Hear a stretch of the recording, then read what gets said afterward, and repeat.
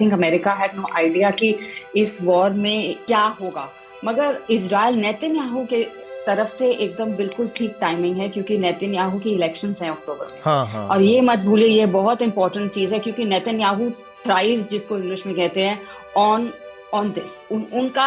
जब तक वो लड़ाई करवाते जाएंगे तब तक वो सत्ता में रहेंगे।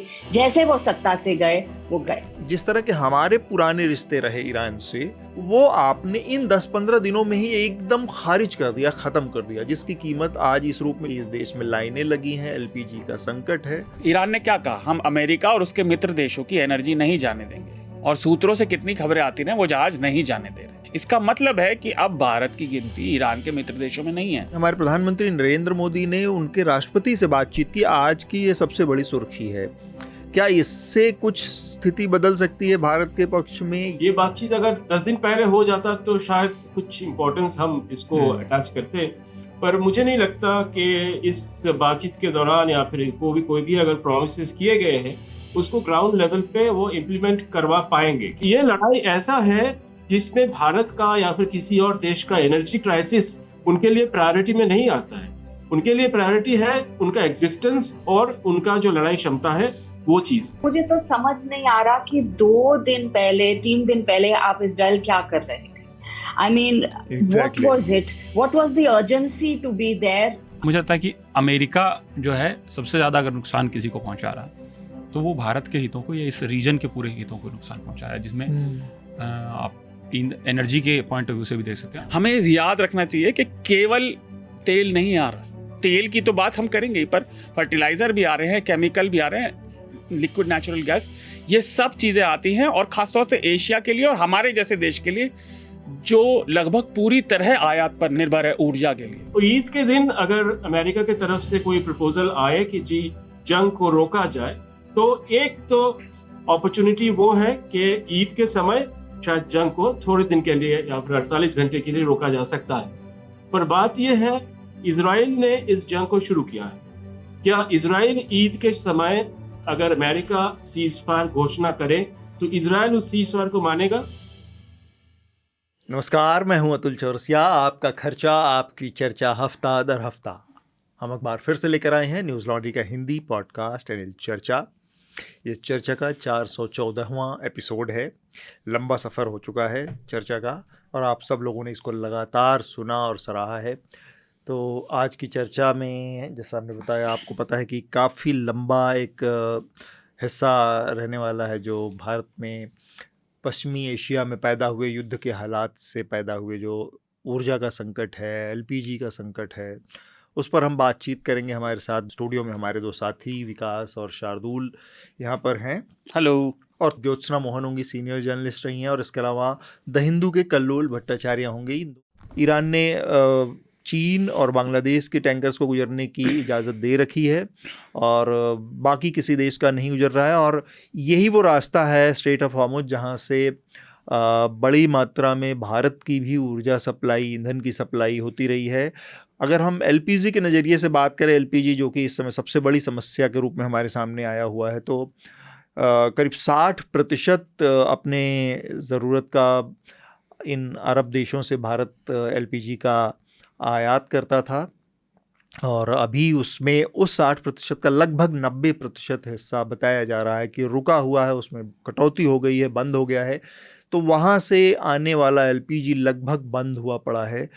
ये जो हालात हैं, ये कब तक सुधर सकते हैं, इनमें किसी तरह के सुधरने की संभावना है, नहीं है?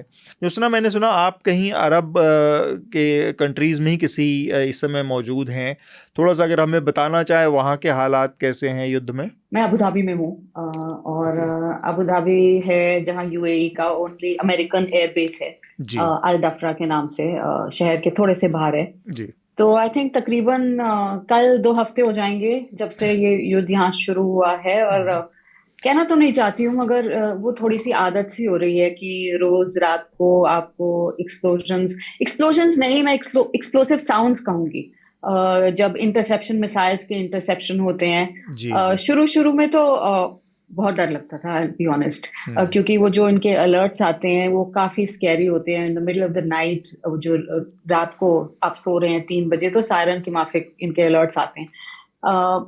अब थोड़ा थोड़ा उसकी आदत हो गई है, मगर there doesn't seem to be, जिसको कहते हैं कोई एंड गेम इन साइट। यहाँ पर हम रोज, कोई पूछता है क्या बदला, कुछ नहीं बदला तब से। 14 दिन से आपको मिलिट्री जेट्स रोज सुनाई देते हैं, काफी दफा सुनाई देते हैं। या तो वो ड्रोन्स को नीचे करने की कोशिश कर रहे होते हैं, या they are just patrolling in the sky.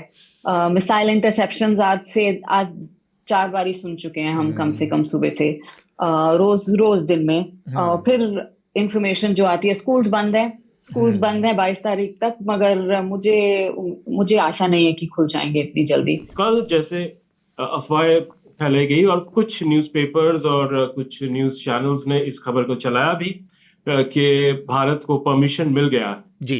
पर मैं सबसे पहले ये कहना चाहूंगा कि भारत जिस किस्म का डिप्लोमेसी कर रहा है वो एक, जैसे ऐसा लगता है कि ये नॉर्मल समय है कि आपने फोन किया अपने मित्र को और उन्होंने आपको एश्योरेंसेस दिए और उसी एश्योरेंसेस के मुताबिक काम हो जाएंगे जी। पर समझना ये जरूरी है इस वक्त कि ईरान इस वक्त एक युद्ध लड़ रहा, राइट, और एक इतना बड़ा युद्ध जिसको इन्होंने अपने आप के संदर्भ में, अपने कॉन्टेक्स्ट में उन्होंने कहा ये एक एग्जिस्टेंशियल लड़ाई है उनके लिए। और जब एक एग्जिस्टेंशियल लड़ाई एक राष्ट्र यानी कि एक स्टेट लड़ता है, तब वो उस लड़ाई को कई डिमेंशंस में फाइट करता है। वो सिर्फ और सिर्फ कन्वेंशनल या फिर वेपन्स के जरिए नहीं। अगर मैं चाणक्य की बात पे जाऊं तो उन्होंने भी कहा है कि ऐसे समय में लड़ाई को शायद 4 या 5 डिमेंशंस में फाइट किया जा सकता है। 2 दिन पहले, 3 दिन पहले आप इजराइल क्या कर रहे थे? I mean, what was it? What was the urgency to be there? Rumors तो तब से स्टार्ट थे। If you are, at that position, आपको ये नहीं पता कि a war is imminent. I find it very hard to believe. तो यानी आपके ट्रिप का पर्पस क्या था? आपने ये बताना है कि हम इजराइल के साथ हैं। अब आप देखिए ईरान के बारे में भी 180 लड़कियां मरी हैं वहां पर। अब कल जाकर कुछ घिसा पिटा सा कमेंट आया। I don't even think it's a full acknowledgement of the attack in Minam. तो मुझे आई थिंक अब सोर्सेस सुनते सुनते अब हम कहाँ तक डूबेंगे, आई वांट टू सी। हमें ये रिलेशन, जैसा कि ज्योत्सना ने भी कहा और कल्लोल ने भी, इस चीज़ पर पहले ध्यान, थोड़ी सी दूरदर्शिता चाहिए थी। और यूनाइटेड स्टेट, हम जो भारत ने समर्थन किया वो सिक्योरिटी काउंसिल का किया, स्टेटमेंट का जो प्रपोजिशन था कि ईरान बंद करे हमले, जबकि यूनाइटेड नेशंस का जो रेजोल्यूशन है वो ये है कि इजराइल और अमेरिका ने हमला किया ईरान पे, गलत, उसका हमने खुल के समर्थन नहीं किया। तो आज की डेट में आप ये समझ लीजिए, अगर हमारे ईरान ने क्या कहा, हम अमेरिका और उसके मित्र देशों की एनर्जी नहीं जाने देंगे, और सूत्रों से कितनी खबरें आती रहे वो जहाज नहीं जाने दे रहे। इसका मतलब है कि अब भारत की गिनती ईरान के मित्र देशों में नहीं है, जो अपने आप में बहुत ही वाहियात स्थिति है, क्योंकि ये हमारा लगभग पड़ोसी है। अमेरिका हमारा दूर है, ठीक है, अमेरिका की पावर प्रोजेक्शन बहुत था, ऊपर से पावर प्रोजेक्शन अमेरिका का अब हमेशा के लिए पंचर हो गया। अब देखिए अमेरिका का साम्राज्य कैसे फैला है कि हम आपको सिक्योरिटी देंगे, आप करो। जो खाड़ी देश हैं, और सिर्फ खाड़ी देश नहीं, जहाँ की भी एनर्जी या कुछ भी चीज़ इस रास्ते पे, इस ग्लोबल ट्रेड पर डिपेंडेंट है, वो अंततः शांति पे डिपेंडेंट थी, जिसे अब अमेरिका ही मानने को तैयार नहीं है और इजराइल उसका साथी है। तो आप ये समझ लीजिए कि ये सिस्टम हमेशा के लिए टूट चुका है। मुझे लगता है कि अगर आप डिप्लोमेटिकली देखें तो भारत के और ईरान की अपनी स्थिति जो है वो जियो लोकेशन के हिसाब से भी और बाकी हिसाब से भी वो इतनी क्रूशियल है कि उसको, मुझे लगता है कि अमेरिका जो है सबसे ज़्यादा अगर नुकसान किसी को पहुंचा रहा है तो वो भारत के हितों को या इस रीजन के पूरे हितों को नुकसान पहुंचा रहा है, जिसमें आप एनर्जी के पॉइंट ऑफ व्यू से भी देख सकते हैं। और इसका शायद एक कारण वो भी है कि जो कुछ दिन पहले हमें यहाँ संकेत भी दिया गया था कि हम चीन जैसी गलती भारत के साथ नहीं दोहरा सकते। शायद एक वजह वो भी है कि वो अमेरिका वो टेस्ट कर रहा है ईरान के जरिए कि हम चीन को जो है वो कितना साइडलाइन कर सकते हैं, और अल्टीमेटली हमें इसका सबसे ज़्यादा नुकसान होगा वो हमें होगा। और उसका एक और अभी यूएस ने सेक्शन 301 करके जो है वो इन्वेस्टिगेशन लॉन्च कर टैरिफ पे फिर से लॉन्च सुप्रीम कोर्ट ने उनके कैंसिल कर दिए तो दोबारा लगाने को कह रहा है। एक तरफ तो वो पहले टैरिफ की धमकी हैं, फिर दूसरी तरफ आप सैंक्शन लगा रहे हैं, फिर कह रहे हैं आप 1 महीने के लिए रूस से तेल ले लीजिए। तो ये जो हम शायद पिछली चर्चा में भी आप डिस्कस कर रहे थे, सॉवरेनिटी का उस तरीके से शायद इशू ना हो, मगर ये बात बड़ा अहम है इस टाइम में ये देखना कि ना तो आपका ईरान उस तरीके से दोस्त है, अभी आपने खुद जो है बिगाड़ ली हैं चीज़ें, और ना अमेरिका जिसकी तरफ अमेरिका को आप खुद कहते रहे, लेकिन कोई दुनिया में नहीं मानेगा कि अमेरिका अब किसी का दोस्त है या कब से भारत का दोस्त है।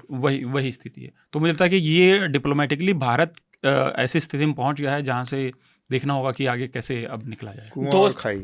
हमारा एनएल सेना प्रोजेक्ट जो इस समय चल रहा है, बुलडोजर इन काशी, इसको आपकी मदद की ज़रूरत है।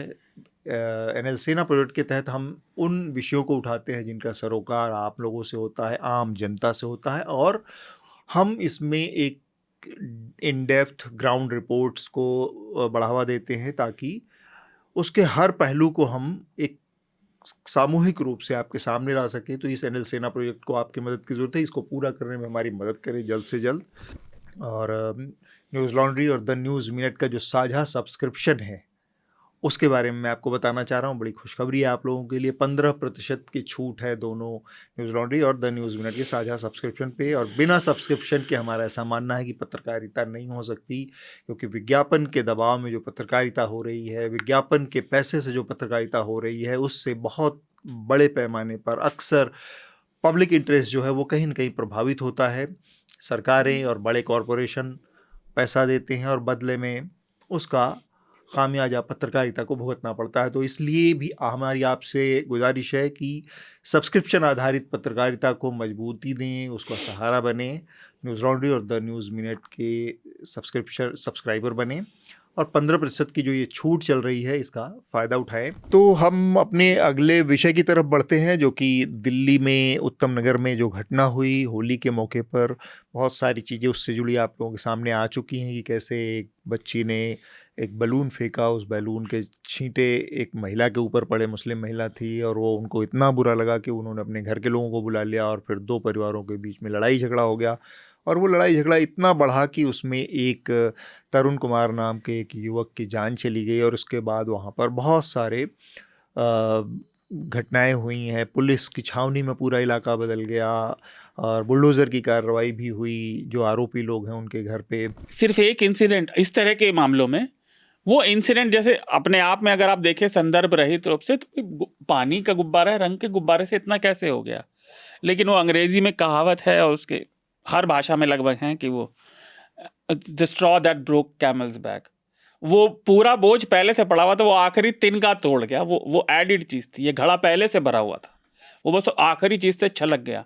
ये रंजिश यानी गहरी थी, ये जो द्वेष था एक दूसरे के प्रति परिवारों के बीच, वो लंबा था। हमारे साथी ने, जैसा आपने कहा, रिपोर्ट की है डिटेल में अवधेश ने, पर आप पाएंगे कि इस तरह की रंजिशें होती हैं।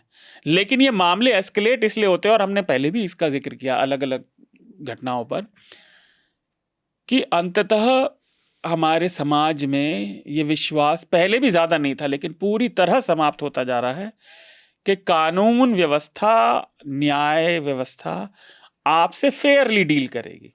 भाई कोई जिसकी गलती भी है वो चाहता है कि मुझसे फेयरली डील किया जाए। ठीक बात। जब ये, जिसे कहते हैं ना, ये नींव नहीं है हमारे समाज में, इसीलिए आप देखते हैं कि जिसको जहां मौका मिलता है वो चाहता है कि हम तुरंत समाप्त कर दें, क्योंकि पता है कि मामला जैसे ही आगे बढ़ा न्याय नहीं मिलेगा, चाहे कुछ भी हो जाए। ये सब सोच रहे हैं, गलती करने वाला भी और गलती झेलने वाला भी। ठीक बात। इस न्याय व्यवस्था में, इस सामाजिक परिवेश में, जब आपके पास तुरंत मदद नहीं है, जो हमने वो हिट एंड रन केस में देखा था द्वारका में 3 हफ्ते पहले, जब वो लड़का, यंग लड़का 1.5 घंटा पड़ा रहा, लोग रील बनाते रहे, लेकिन उसको अस्पताल नहीं लेके गए, एम्बुलेंस बुलाई तो उसे आने में समय लगा। ये जो सामाजिक सुरक्षा की कमी है, जो सोशल सिक्योरिटी आपको मिलती है, कुछ लोग उसे टैक्स के नज़रिए से देखते हैं, कुछ लोग उसे मॉरलिटी के नज़रिए से देखते हैं, पर उसका एक हेल्दी समाज में होना बहुत ज़रूरी है, क्योंकि इसका फ़ायदा उठा रहे हैं अब ये बजरंग दल वाले टाइप। वो क्या कह रहे हैं कि देखो तुम्हें इंसाफ तो वैसे भी नहीं मिलेगा, हम तुम्हारा इंसाफ अभी करते हैं, आगे कुछ भी हो हम इनका घर इंसाफ तोड़ तुम्हारा दिया। करवा देंगे और बदले में तुम हमारा जो नैरेटिव है उसको साथ खड़े रहो। और एक बड़ा सिडक्टिव होता है कि हाथ के हाथ इंसाफ मिल इंसाफ जाना। मिल जाए, बिल्कुल ठीक ये कहानियों की बात लगती है, बिल्कुल ठीक है। जबकि आप व्यवहारिक असल में सोचे, जो कोई भी पीड़ित चीज होता है उसको उसके अंदर से इच्छा एक ही होती है ना कि मुझे इमीडिएट न्याय मिल जाए, मेरे साथ जो हुआ है उसका मुझे फल मिल जाए। हाँ, उसका जो परिप्रेक्ष्य है वो निरपेक्ष नहीं है, बहुत बहुत संकीर्ण होता है उससे, क्योंकि उस समय एक तो वो आहत है, वो ट्रॉमेटाइज्ड भी है, उसको ये भी फीलिंग आती है कि मेरे साथ कुछ गलत हुआ, भले ही वो सही हो या ना हो, तो उसके परिप्रेक्ष्य पे आप डिपेंड नहीं कर सकते। और ये जो ग्रुप है, ये असली प्रॉब्लम जो है, और ये दुख की बात है कि ये प्रत्यक्ष और परोक्ष रूप से ये हमारे सत्ता दल से जुड़े हुए हैं। ये बहुत गलत सिग्नल है, क्योंकि ये दिखा रहा है कि पुलिस वहां खड़ी है लेकिन उसका कोई इकबाल नहीं है। इन दिनों ऐसा हो गया कि प्रोसेस को जो है ना पनिशमेंट के तरीके से, जो पिछले कुछ दिनों कुछ सालों में जो चीज़ें हुई हैं, तो लोगों का वो भरोसे उठने की एक वजह वो भी है। लोगों को लगने लगा कि प्रोसेस में जाएंगे तब तक तो बहुत देर हो जाएगी, तो जो खुद से न्याय करने की और जो पेशेंस की कमी की मैं बात कह रहा हूँ, वो भी एक वजह है। और जहाँ तक बात है कि ये उत्तम नगर स्पेसिफिक, अगर हम इस घटना की बात करें, तो कुछ घटनाओं के साथ हम देख रहे हैं कि उनके साथ जो है जानबूझ के अलग तरीके से उनको मीडिया में भी स्पेस दिया जा रहा है, सरकार की ओर से भी उनको अलग तरीके से ट्रीट किया जा रहा है। जैसे जब ये घटना हुई उस दिन दिल्ली में शायद 6 से 7 मर्डर हुए हैं। अकेला ये मर्डर ऐसा नहीं है कि उत्तम नगर में एकलौता मर्डर हुआ, आंकड़ों के लिहाज से भी 6 से 7 मर्डर हुए, मगर ये अगले 4 दिन तक जो है पूरा मीडिया में था, सुर्खियों में था, और उसमें बजरंग दल और बाकी सारी चीज़ें इन्वॉल्व थी। इसी बीच एक नाबालिग लड़का जो है उसके हाथ से एक मर्डर हो जाता है, जो वैसा ही केस हुआ जैसे शार्दुल ने लिखा भी था, हिट एंड रन का, मगर वहाँ सेम है, वहाँ मरने वाला भी हिंदू है और ये जो आरोपी है वो भी हिंदू है। तो वो भी एक वजह है कि आपके अंदर भी जो है एक तरीके की नफरत कह लीजिए, या अंदर से आपके तरीके के भाव इस तरीके से हो गए हैं कि सामने वाला जैसे ही आप इजी टारगेट आपको दिख रहा है तो आप उस पूरे मामले को घुमा रहे हैं। और इसमें जो वकील का बयान था कि ये लोग खुद बजरंग दल से जुड़े थे, और शायद जो है ये इस वजह से ये पूरा मामला हुआ कि बजरंग दल और फिर हिंदू रक्षा दल, और मैं देख रहा हूँ वहाँ तमाम तरह के बाबा लोग और बाकी लोग वहाँ जा के जो है अलग अलग तरीके की भाषणबाजी और बयानबाजी उनको भड़काने में लगे हुए हैं। मुफ्त में बस इतना ही। अगर आप पूरी चर्चा सुनना चाहते हैं तो न्यूज़ लॉन्ड्री को सब्सक्राइब कीजिए, और सबसे बेहतर तरीका यह है कि आप हमारे ऐप पर इस पॉडकास्ट को सुनें, और तमाम हमारे जो पॉडकास्ट हैं उसको हमारे ऐप पर सुनें। यह गूगल प्ले स्टोर और एप्पल स्टोर पर सब जगह उपलब्ध है। न्यूज़ लॉन्ड्री किसी भी तरह का विज्ञापन नहीं लेता, ना किसी राजनीतिक दल का, ना किसी सरकार का, ना किसी कॉरपोरेशन का।